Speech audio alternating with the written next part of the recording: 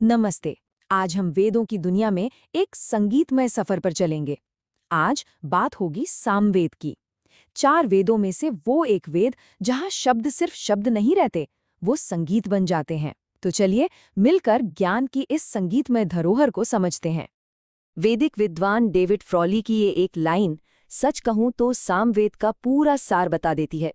अगर ऋग्वेद को हम शब्द माने तो सामवेद उसका संगीत है, उसका गाया जाने वाला रूप। ये कुछ ऐसा है जिसे सिर्फ पढ़ा नहीं बल्कि महसूस किया जाता है। तो आखिर ये सामवेद है क्या? बिल्कुल आसान भाषा में समझते हैं। इसका नाम ही सब कुछ बता देता है। साम यानी गीत और वेद यानी ज्ञान। तो ये हुआ गीतों का ज्ञान। ये वो पवित्र ग्रंथ है जो ऋग्वेद के शक्तिशाली श्लोकों को लेता है और उन्हें संगीत में ढाल देता है ताकि उन्हें यज्ञ और अनुष्ठानों में गाया जा सके। ये ज्ञान की एक म्यूजिकल एक्सप्रेशन है। आज की हमारी ये पूरी चर्चा इन 5 हिस्सों में होगी।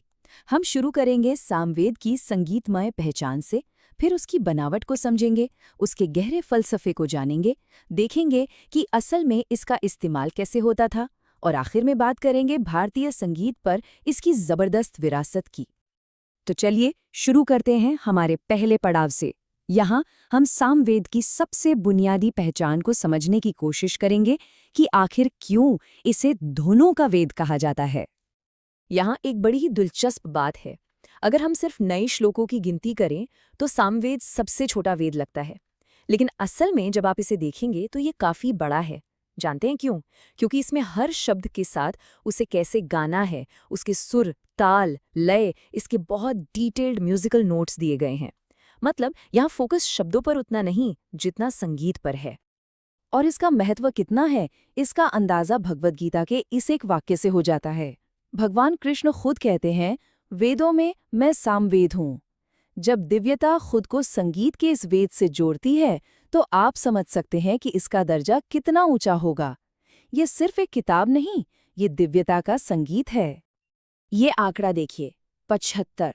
सामवेद में करीब 2500 मंत्र हैं, लेकिन उनमें से सिर्फ 75 ही एकदम नए हैं। बाकी सारे के सारे सीधे ऋग्वेद से लिए गए हैं। अब इसका मतलब ये नहीं कि ये कोई कॉपी पेस्ट है, नहीं, बल्कि ये ऋग्वेद के ज्ञान को एक नया संगीतमय शरीर देने जैसा है, उसे एक नया आयाम देना है। ठीक है, तो ये तो हमें समझ आ गया कि सामवेद मतलब संगीत। पर सवाल ये है कि ये होता कैसे है? एक लिखे हुए श्लोक को एक पवित्र गीत में बदला कैसे जाता है? आइए अब इसकी बनावट को, इसके स्ट्रक्चर को समझते हैं। सामवेद बनाने का जो तरीका था वो अपने आप में ही अनोखा है। सोचिए, एक तरफ ऋग्वेद की गहरी कविता है और दूसरी तरफ उस समय की कुछ प्राचीन धुनें।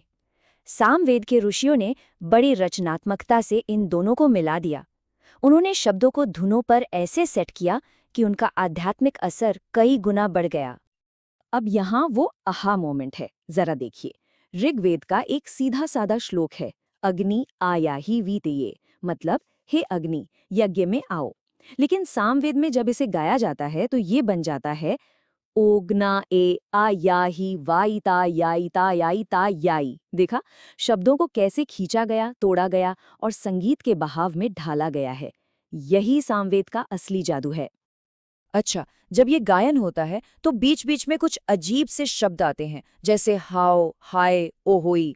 पहली बार सुनने में लगेगा कि ये शायद धुन को भरने के लिए बस कुछ फिलर शब्द हैं, पर ऐसा नहीं है। इन्हें स्तोभ कहते हैं और माना जाता है कि ये सिर्फ फिलर नहीं, बल्कि इन ध्वनियों में अपनी एक रहस्यमयी आध्यात्मिक शक्ति होती है। सामवेद की जो पूरी बनावट है वो भी बहुत व्यवस्थित है। मोटे तौर पर इसके 2 हिस्से हैं। एक है गान यानी धुनों का कलेक्शन और दूसरा है आर्चिक यानी श्लोकों का कलेक्शन। अब गान में भी 2 तरह की धुनें हैं, ग्राम गेय जो गांव में सबके सामने गाई जाती थी, और अरण्य गेय जो अरण्य यानी जंगल में एकांत साधना के लिए थी। सब कुछ बहुत सोच समझ कर बनाया गया है। और अब ये कनेक्शन देखिए, ये तो कमाल का है।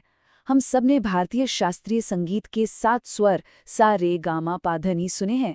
क्या हम जानते हैं कि इनकी जड़ें सीधी सामवेद से जुड़ती हैं? सामवेद का जो प्रथम स्वर था वही आज का सा है, जो कृष्ट था वही आज का रे यानी ऋषभ है। ये हमारे संगीत की जड़ों का जीता जागता सबूत है। तो अब तक हमने संगीत की तकनीक को समझा, पर सवाल ये है कि ये सब क्यों? इन धुनों और मंत्रों के अंदर कौन सा गहरा फलसफा, कौन सी फिलॉसफी छिपी है?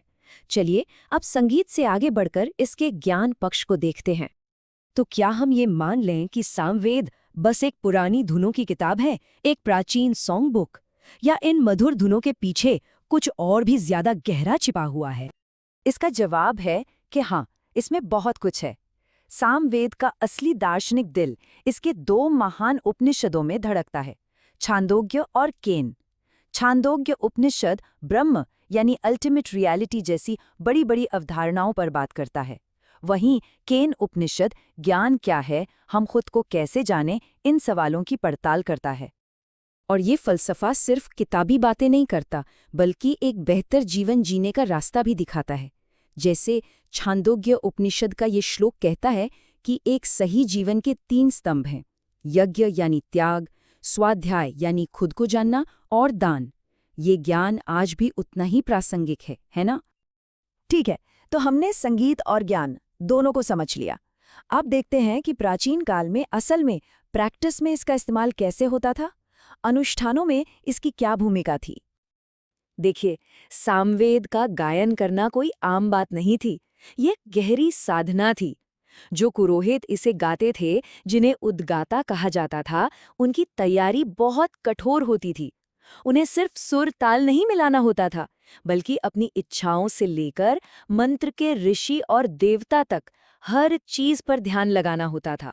और गायन में एक अक्षर की भी गलती की कोई गुंजाइश नहीं थी। और ये तो बहुत ही आकर्षक है, अलग अलग धुनों यानी सामान का इस्तेमाल अलग अलग मकसदों के लिए किया जाता था। ये सिर्फ प्रार्थना नहीं थी, ये एक तरह की साउंड टेक्नोलॉजी थी। जैसे वामदेव्य सामन संतान और ऊर्जा के लिए गाया जाता था, वैरूप्य सामन अच्छी बारिश के लिए, और बृहद सामन प्रसिद्धि और तेज पाने के लिए। संगीत को एक ऐसी शक्ति माना गया था जो ब्रह्मांड को प्रभावित कर सकती है। तो ये तो हुई हजारों साल पुरानी बातें, पर क्या आज भी सामवेद जिंदा है? बिल्कुल है। चलिए अब आखिर में हम इसकी सबसे बड़ी और स्थायी विरासत पर नजर डालते हैं, जो है हमारा भारतीय शास्त्रीय संगीत। आज जो हम इंडियन क्लासिकल म्यूजिक सुनते हैं, उसकी नींव, उसका डीएनए सामवेद में है। 7 सुरों का पहला व्यवस्थित रूप यहीं से आया। राग का जो पूरा कॉन्सेप्ट है, उसकी जड़ें भी यहीं के गान में हैं। ताल, श्रुति, यहाँ तक कि आज जो राग में आलाप होता है, ऐसा माना जाता है कि वो भी उन्हीं स्तोप अक्षरों से विकसित हुआ है। ये सफर देखिए, हजारों साल लंबा और अटूट है। लगभग 1200 ईसा पूर्व में सामवेद के मंत्र बने। फिर भरत मुनि ने अपने नाट्य शास्त्र में संगीत की प्रेरणा यहीं से ली। मध्य युग में संगीत रत्नाकर जैसे ग्रंथों ने इसे और व्यवस्थित किया। और आज भी हमारा शास्त्रीय संगीत और नृत्य गर्व से अपनी जड़ें सामवेद में खोजता है। ये एक जिंदा परंपरा है। लेकिन अंत में एक विचारणीय प्रश्न, सामवेद गायन की ये हजारों साल पुरानी परंपरा आज विलुप्त होने के खतरे में है। तो सवाल ये है कि जब मानवता की ये सबसे पुरानी धुनें खामोश हो जाएंगी, तो हम सिर्फ संगीत खोएंगे, या उस संगीत में छिपा वो सारा ज्ञान, वो पूरी विश्व दृष्टि भी खो देंगे? जब हम ये गीत नहीं सुन पाएंगे, तो हम असल में क्या खो रहे हैं? ये एक ऐसा सवाल है जिस पर हमें सोचना चाहिए।